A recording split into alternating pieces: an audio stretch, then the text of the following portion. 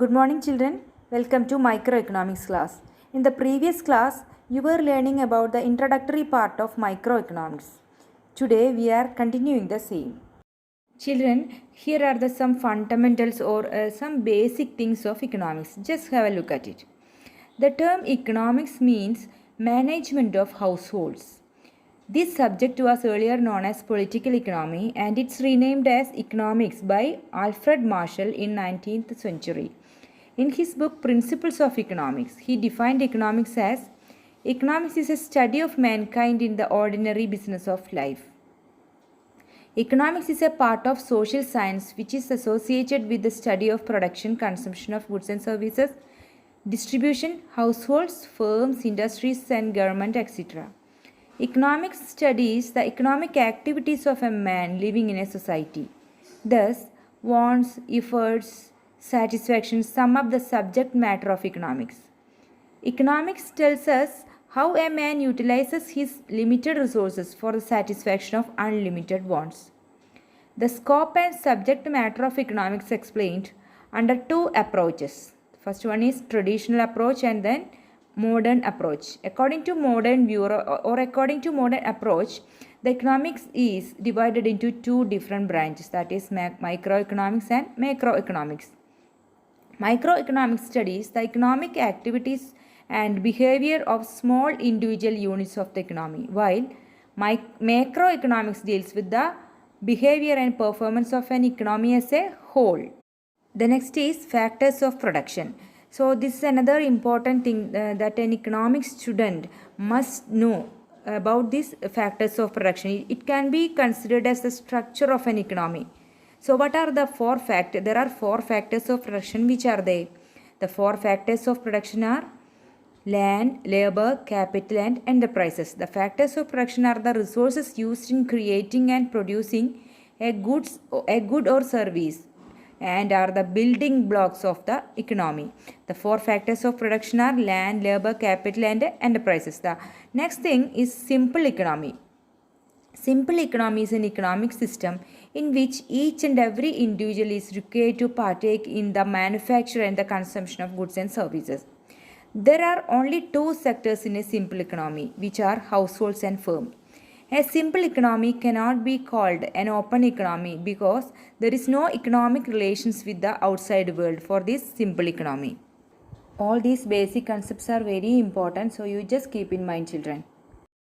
Now, let's learn about the three different types of economies. There are three types of economies, or the economies are divided into three categories according to its nature. So, let's discuss about these three economies. The first one is market economy. In this type of economy, the factors of production are owned and operated by individuals or group of individuals. Main objective of production is profit maximization.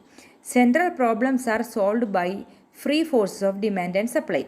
See, this market economy is also known as capital economy. What are the four factors of production, children? The four factors of production are land, labor, capital and organization or enterprises. So in this type of market economy, the factors of production are owned and operated by individual or group of individual or private enterprises as well. The main objective of production in this market economy is profit maximization. The next feature of market economy is the central problems are solved by the free forces of demand and supply. That means there is no intervention of government in this type of market economy. That is, there is no role for government in the market economy. The examples for market economy are USA, in France, Germany and Japan. All these having market economy. The second one is centrally planned economy. In this type of economy, the factors of production are owned and operated by government. The main objective of production is social welfare maximization. The central problems are solved by the central planning authority. So actually, this central planning economy is just opposite of market economy or capital economy. So what's the features of the central planned economy? The factors of production are owned and operated by government. and the objective of production is social welfare maximization.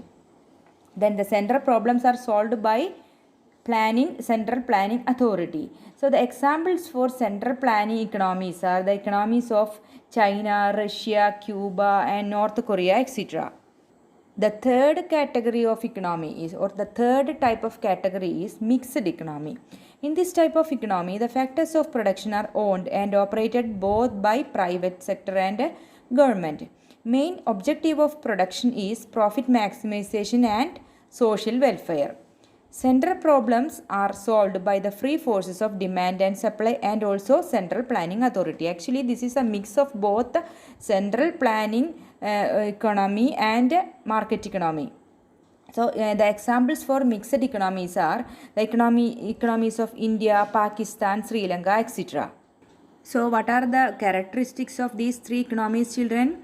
Market economy is also known as capital economy, centrally planned economy is also known as socialist economy, and the third one is mixed economy. Mixed economy is the mix of both these market economy and central economy, because in market economy the factors of production is owned and operated by individuals, but in centrally planned economy the factors of production are owned and operated by government, but in the mixed economy they're controlled both private sector and government.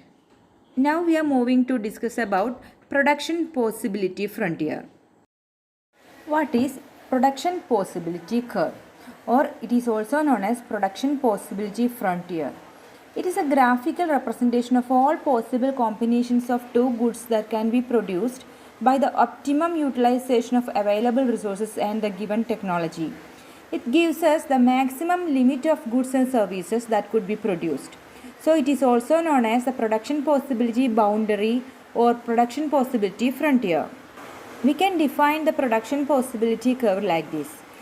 PPC or production possibility curve shows all possible combinations of two goods that can be produced in an economy with given resources and technology. See, children, this production possibility curve or production possibility frontier shows the alternative production possibilities. The alternative production possibilities of two commodities open to an economy. As you studied earlier, our resources are scarce or limited. So we have to utilize our limited resources in an efficient manner. So this PPC or production possibility curve shows how to produce more commodities with limited resources and how to enhance our economic growth. That means producing more quantity of a commodity, we have to sacrifice the production of the other commodity. Why we should do like this? Because our resources are very limited or it is scarce. So what we are doing here is the fullest or the maximum utilization of limited resources. That means we have to produce more commodities with limited resources, or how to produce more quantity efficiently with limited resources. Look at this table. It will help you to understand the concept more clearly. Look at this table. In this table, the production possibility of two commodities, that is corn and clothes, are mentioned. This is the production possibility table. PP means production possibility. That is the different production possibilities available in an economy. In this table, the first possibility, that is possibility A, the economy produced 0 unit of corn and 10 units of cloth. That means the production of cloth is maximum. So in order to produce maximum unit of one commodity, they have to sacrifice the production of the other commodity. Same as in production possibility B, or the next possibility, increase the production of corn to 1. For producing one unit of corn, they have reduced or they have sacrificed the production of cloth from 10 to 9. Likewise, in the third possibility, the production of corn increased from 1 to 2. So for producing more quantity of corn, they have sacrificed the production of cloth from 9 to 7. So the next in the next possibility, the demand for corn increased. So the production of corn increased. So for producing more quantity of corn, they have reduced the production of cloth, that is from 7 to 4. Finally, the demand for corn is increased than cloth. So, the production of corn is increased to 4. That is, the production of corn is in its maximum. At that stage, the production of cloth is stopped, or they reduced, or they sacrificed the production of cloth. That means the production of one commodity more, we have to sacrifice the production of other commodity. Then when we convert this table to a graph, we can see the curve, that is production possibility curve. In this diagram, the x-axis represents corn and the y-axis represents cloth. For producing maximum quantity, maximum unit of cloth, 10, they stopped or they sacrificed the production of corn, that is 0. When they produced 10 quantity of cloth, the production of corn is 0.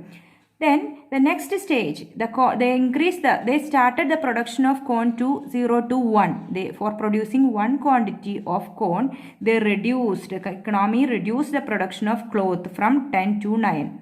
Then the next step, they increased the production of corn from 1 to 2. For producing one more quantity of corn, they reduced the production of cloth from 9 to 7.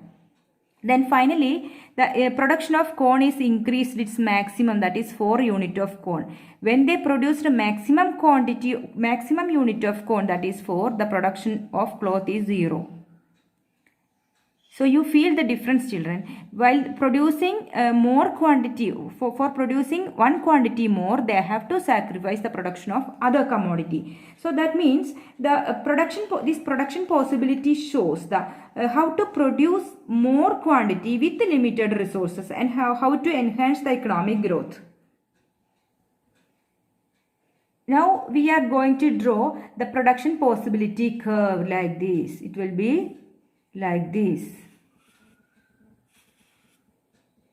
See children, this is a production possibility curve. The shape of production possibility curve is concave. The shape of production possibility curve is concave in shape. So this is very important concept in economics. The production possibility curve is very important concept in economics. So this is the graphical representation of production possibility, or the possible how to produce two goods with the maximum available resources. What are the assumptions of production possibility curve? First one, resources and technology are given. Resources are fully and efficiently utilized. Resources are not equally efficient in production of all goods. Then next is properties of PPC, or properties of production possibility curve. First one is downward sloping. Production possibility curve is a downward sloping curve because the resources are scarce and production of both goods cannot be increased at the same time. Increase in production of one good will lead to reduction in the production of the other good. The next one is, the next property of PPC is concave to the origin. It is originally concave to the origin due to increasing marginal opportunity cost. Resources are not equally efficient in production of other goods. PPC touch both x and y axis. This is because the economy can choose production of either of two goods. Now you have to understand what is opportunity cost. Opportunity cost. In microeconomic theory, opportunity cost is the loss of the benefits that could have been enjoyed if the best alternative choice was chosen instead. As a representation of the relationship between scarcity and choice, the objective of opportunity cost is to ensure efficient use of scarce resources. Sacrifice is a given measurement in opportunity cost of which the decision makers forgoes the opportunity of the next best alternative. The concept of opportunity cost is applicable to the individual as well as the society. The concept is very important and it is widely used in economics. Because of its importance in economics, sometimes opportunity cost is also called the economic cost. To understand about this PPC, or production possibility frontier, you have to know about marginal opportunity cost also, MOC, marginal opportunity cost. It is defined as the rate at which one commodity is sacrificed to increase an additional unit of another commodity. Slope is a mathematical way of expressing opportunity cost. The slope of a line over a given PPC corresponds to the opportunity cost between the two goods. A PPC or PPF, production possibility curve or production possibility frontier, represent different combination of two commodities that can be produced with the help of available resources in the economy. If an economy decides to produce a large quantity of one commodity, it would be left with less resources to produce the another commodity. A downward sloping curve represents this relationship. Growth of resources increases the capacity of economy to produce more. So this time the PPC shift towards the right. This chart shows the impact of PPC of Indian economy. Economic changes. Establishment of large number of institutes of science and technology. That time the PPC will shift to right because skill development of human resources will improve. But at the same time, when the natural calamities like earthquake and floods, what will happen in this production possibility frontier? The PPC will shift to the left. Because of the reduction in resources implying decrease in production potential. Then at the same time, large scale overflow of foreign capital. What will happen? The production possibility curve will shift to its left because reduction in resources implying decrease in production potential. When the environmental degradation happens, the production possibility curve will also shift to its left because reduction in resources implying decrease in production potential. But when some changes like education to all, like that campaign, if it is coming, the production possibility curve will shift to right. How? There increase the efficiency of human resources. Likewise, large scale inflow of foreign capital, the production possibility curve will shift to right because it increases the increase in resources. The production possibility curve also will be to the right side. It will also shift to right when Clean India mission because it increases the efficiency level of human resources. In short, if any increase in resources in any level, the production possibility curve will shift to right. But on the contrary, the production possibility curve will shift to left when a reduction in resources.